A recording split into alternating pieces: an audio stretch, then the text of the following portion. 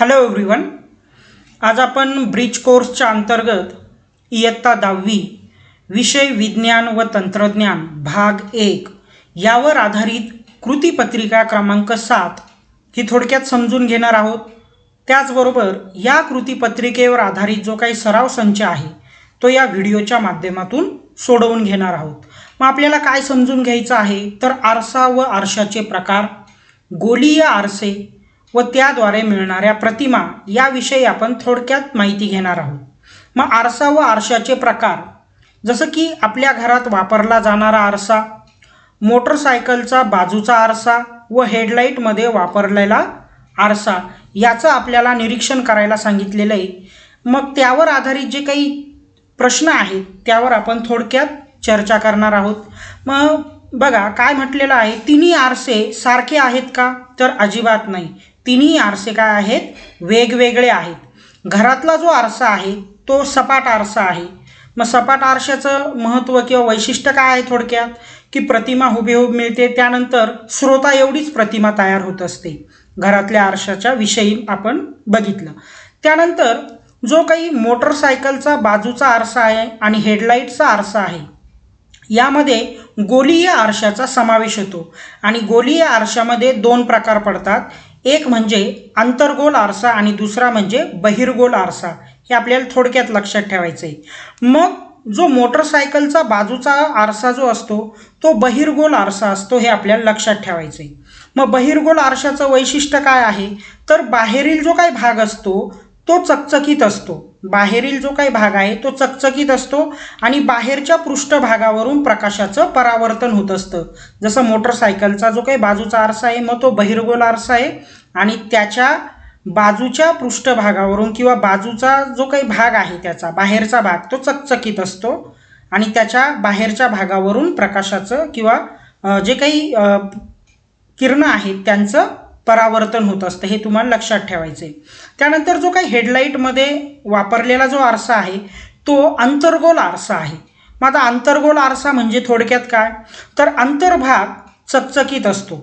या आरशाचा अंतर्भाग काय असतो, चकचकीत असतो आणि आतल्या भागावरून त्याचं जे काही परावर्तन आहे प्रकाशाचं ते आतल्या भागावरून होत असतं।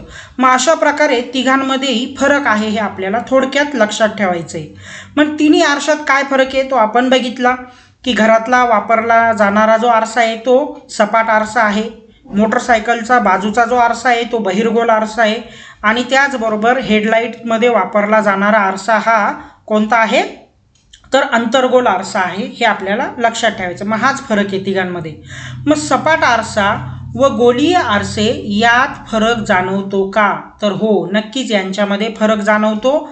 कारण की आपण बघितलं की सपाट आरशामध्ये प्रतिमा हुबेहूब मिळते आणि जेवढा स्रोत असेल तेवढ्या प्रमाणात प्रतिमा मिळत असते।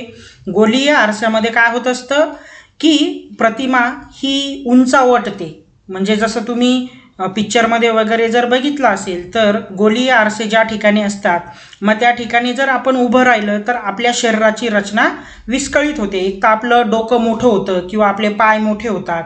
मग गोलीय आरशामध्ये हा प्रकार आपल्याला जाणवत असतो की प्रतिमा एकसारखी नसते तर वेगवेगळी त्या ठिकाणी प्रतिमा निर्माण होत असते।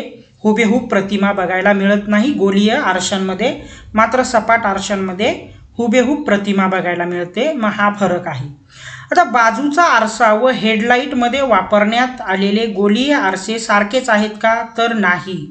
बघा बाजूचा किंवा हेडलाईटमधला आरसा जो आहे यांच्यामध्ये थोडंफार अंतर आहे, कारण की जे काही प्रकाशाचं परावर्तन आहे ते वेगवेगळं होत आहे। मग हेडलाईटमध्ये जो काही अंतर्गोल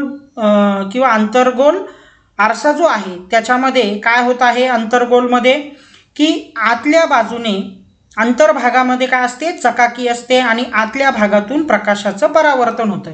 मात्र जो बाजूचा आरसा आहे गाडीचा त्याच्यामध्ये बहिर्गोल आरशामध्ये काय होतं, बाहेरील भागावर चकाकी असते किंवा तो चकचकीत असतो आणि बाहेरच्या पृष्ठभागावरून प्रकाशाचं परावर्तन होतं। मग हा दोघांमध्ये वेगळेपणा आहे, सारखेपणा नाही म्हणता येणार आपल्याला। आता या ठिकाणी बघा गोलीय आरसे यामध्ये अंतर्गोल आरसा आणि बहिर्गोल आरसा दिलेला आहे। मग ही जी काही आकृती आहे ही अंतर्गोल आरशाची आणि ही बहिर्गोल आरशाची. जसं आपण बघितलं की अंतर्गोल आरशामध्ये काय होत असतं की जो काही आतला भाग असतो तो आतला भाग चकचकीत असतो आणि आतून चकचकीत भागावरून प्रकाशाचं परावर्तन होत असतं, या ठिकाणी तुम्हाला दिसत आहे. आणि जो बहिर्गोल आरसा आहे त्याच्या बाहेरील भाग चकचकीत असतो आणि बाहेरच्या पृष्ठभागावरून परावर्तन होतं, जसं या ठिकाणी तुम्हाला दिसत आहे. मग हे तुम्हाला थोडक्यात लक्षात ठेवायचं आहे की अंतर्गोल आरशामध्ये काय फरक आहे आणि बहिर्गोल आरशामध्ये काय फरक आहे. आता आपण दोघांचे गुणधर्म पाहणार आहोत. मग अंतर्गोल आरशाचे गुणधर्म काय आहे. मग दवाखाना वगैरे, या ठिकाणी दातांचा दवाखाना, जर आपण त्या ठिकाणी आपल्या दातांविषयी समस्या घेऊन गेलो तर डॉक्टर जो काही उपकरण वापरतो आपल्या दातांना बघण्यासाठी, निरीक्षण करण्यासाठी, तर अंतर्गोल आरसा त्या ठिकाणी त्या उपकरणात वापरलेला असतो. यामध्ये प्रतिमा मोठी मिळत असते आणि त्याचबरोबर योग्य त्या प्रमाणात आपल्याला ती दिसू शकत असते. अंतर्गोल आरशामध्ये प्रतिमा मोठी मिळत असते, लक्षात ठेवायचं आहे. त्यानंतर बॅटरी व वाहनाचे हेडलाईट प्रकाश स्रोत नाभीपाशी ठेवल्यास प्रकाशाचा समांतर झोत पडतो. जसं आत्ताच पाहिलं आपण की वाहनांच्या हेडलाईटमध्ये किंवा बॅटरीमध्ये अंतर्गोल आरसा वापरतात, कारण जो प्रकाश स्रोत आहे तो समांतर पडतो आणि दूरवर पडतो, त्यासाठी अंतर्गोल आरसा वापरतात. नंतर फ्लड लाईट्स म्हणजे जे मैदान असतात बघा, तर क्रिकेटचं मैदान तर सर्वांनाच माहिती आहे. मग उंचावर ज्या लाईट असतात तर त्यामध्ये अंतर्गोल आरशाचा गुणधर्म वापरलेला असतो. प्रकाश झोत तीव्रतेने सर्वीकडे पसरावा म्हणून ते वापरलेलं असतं. नंतर विविध सौर उपकरणे. मग आता सौर उपकरणामध्ये का वापरलं, कारण की अंतवक्र आरशावरून परावर्तित सूर्यकिरणे नाभीय प्रतलात एकत्र येत असतात, त्यामुळे सौर उपकरणांमध्ये अंतर्गोल आरसा किंवा आरसा वापरला जातो. मग आता बहिर्गोल आरशाचे गुणधर्म. गाड्यांवर उजव्या व डाव्या बाजूला असणारे आरसे बहिर्वक्र असतात, बरोबर आहे. म्हणजे आतल्या बाहेरच्या बाजूने ते काय असतात, वक्र असतात, चकाकी असते आणि तिथूनच प्रकाशाचं परावर्तन होते. मोठे बहिर्वक्र आरसे गेटवर चौकात बसवलेले असतात, हे पण तुम्हाला लक्षात ठेवायचं आहे. मग अशा प्रकारे आपण अंतर्गोल आरसा आणि बहिर्गोल आरसा, त्यानंतर सपाट आरसा आणि त्याचबरोबर गोलीय आरसा यातला थोडक्यात जो काही सहसंबंध आहे आपण समजून घेतलेला आहे. तर अशा प्रकारे आपण ही कृतीपत्रिका थोडक्यात बघितली. मग आता यावर आधारित जो काही सराव संच आहे तो आपण सोडवायला सुरुवात करू. मग प्रश्न पहिला बघा, तुम्ही पाहिलेल्या अंतर्गोलीय आरशाचा वापर करून तयार केलेल्या उपकरणांची नावे लिहा. मग सौर उपकरण, बॅटरी, गाडीचे हेडलाईट्स, मैदानावरील फ्लड लाईट्स. मग यामध्ये तुम्हाला अंतर्गोल आरशाचा वापर करता येऊ शकतो किंवा त्या उपकरणांमध्ये केला जातो. प्रश्न दुसरा बघा, अंतर्गोलीय आरशाच्या साहाय्याने जलतापक म्हणजे वॉटर हीटर कसं बनवता येईल. मग सूर्याची प्रकाशकिरणे अंतर्गोल आरशाच्या नाभीय प्रतलात जमा करून तेथे उष्णता निर्माण करता येईल आणि मग त्याच्या मदतीने पाणी तापवता येऊ शकतं. मग या पद्धतीने जर तुम्ही अंतर्गोल आरशाचा वापर केला तर सहज त्या ठिकाणी वॉटर हीटर बनवता येणार आहे. मग यामध्ये काय होतं, सूर्याची जी किरणं आहेत ती किरणं त्या आरशाच्या अंतर्गोल नाभीय प्रतलात जमा करून त्या ठिकाणी उष्णता निर्माण करून वॉटर हीटर आपल्याला बनवता येईल. प्रश्न क्रमांक 3 बघा, खालील उपकरणात कोणत्या प्रकारचा आरसा वापरला जातो ते लिहा.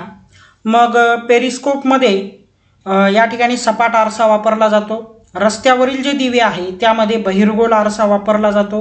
दाढी करण्याचा आरसा जो आहे त्यामध्ये अंतर्गोल आरसा वापरला जातो आणि मोटार गाडीचा जो आरसा आहे त्यामध्ये सुद्धा अंतर्गोलच आरसा वापरला जातो. आता प्रश्न क्रमांक 4 आहे बघा, आकृती आहे त्यामुळे या ठिकाणी थोडंसं सांगताना अडचण निर्माण होईल, परंतु लक्ष द्या. आपण फक्त काय करूया, आकृती तुम्ही पुस्तकातून पूर्ण करा. आपण या ठिकाणी अंतर्गोल आरशासमोर वस्तू, वक्रता केंद्र आणि नाभी यांच्यामध्ये असल्यास प्रतिमेचे स्थान, स्वरूप आणि आकार याविषयी आधी बघणार आहोत. मग प्रतिमेचं जे काही स्थान आहे, मग प्रतिमा वक्रता केंद्राच्या पलीकडे तयार होणार. स्वरूप जे आहे, प्रतिमा वास्तव व उलट असते आणि आकार जो आहे, मग प्रतिमेचा जो काय आकार आहे वस्तूपेक्षा मोठा असतो. हे थोडक्यात आपण बघितलं. आकृती जी आहे ती तुम्ही पुस्तकातून पूर्ण करायची आहे. काय सांगितलं मी, जे प्रतिमेचं स्थान आहे प्रतिमा वक्र केंद्राच्या पलीकडे तयार होते. स्वरूपामध्ये प्रतिमा वास्तव व उलट असते आणि आकार प्रतिमेचा वस्तूपेक्षा मोठा असतो. मग हे थोडक्यात अंतर्गोल आरशा बाबतीत आपण लिहू शकतो. प्रश्न 5वा बघा. या ठिकाणी 3 सपाट आरसे, पुठ्ठा, रंगीत काचेचे तुकडे इत्यादीचा वापर करून चारूदर्शक तयार करा. तर या ठिकाणी तुम्ही चारूदर्शक तयार करताना अजून कोणाला तरी ग्रुप करून जर तुम्ही तयार केला तर ते सोयीस्कर होईल. मग 3 सपाट आरशांचा परावर्तनशील पृष्ठभाग आतमध्ये राहील अशा रीतीने आरशांना त्रिकोणी स्वरूपात आपल्याला चिटकवायचे. 3ही सपाट आरशांचा सपाट आरसे वापरायचे. परिवर्तनशील पृष्ठभाग, जो काही परिवर्तन होतो तो पृष्ठभाग आतमध्ये राहील अशा रीतीने आरशांना त्रिकोणी स्वरूपात चिटकवायचे. त्रिकोणी रूप द्यायचे त्यांना तिन्ही आरशांना, आणि पृष्ठभाग जो आहे तो आतमध्ये राहील याची काळजी घ्यायची. परावर्तन पृष्ठभाग, त्यावर एक पुठ्ठा किंवा पांढरा कागद चिटकवायचा आहे. मग त्याच्यावरती एक पुठ्ठा किंवा पांढरा कागद चिटकवा. त्याची एक बाजू बंद करावी, एक जी बाजू राहील ती बंद करा व दुसऱ्या बाजूने रंगीत काचेचे तुकडे त्याच्यामध्ये आपल्याला सोडायचे आहे. आता आरशाच्या पोकळीत ते टाकायचे आपल्याला. त्यानंतर दुसरी बाजू पण बंद करून घ्यायची आणि कागद किंवा कागदाला एक छिद्र पाडायचं आहे. त्यानंतर तुम्हाला जे काही चारूदर्शक आहे त्या ठिकाणी तयार करून त्याच्यातल्या ज्या काही प्रतिमा आहे त्या व्यवस्थित बघता येऊ शकतात. तर अशा प्रकारे या ठिकाणी आपण जो काही विज्ञान व तंत्रज्ञान भाग 1 वर आधारित कृतीपत्रिका क्रमांक 7 जी होती त्यावरचा सराव संच या ठिकाणी आपण या व्हिडिओच्या माध्यमातून सोडवलेला आहे. मग अशाच प्रकारचे सोडवलेले सराव संच पाहण्यासाठी या व्हिडिओला लाईक आणि सबस्क्राईब करा. Thank you very much.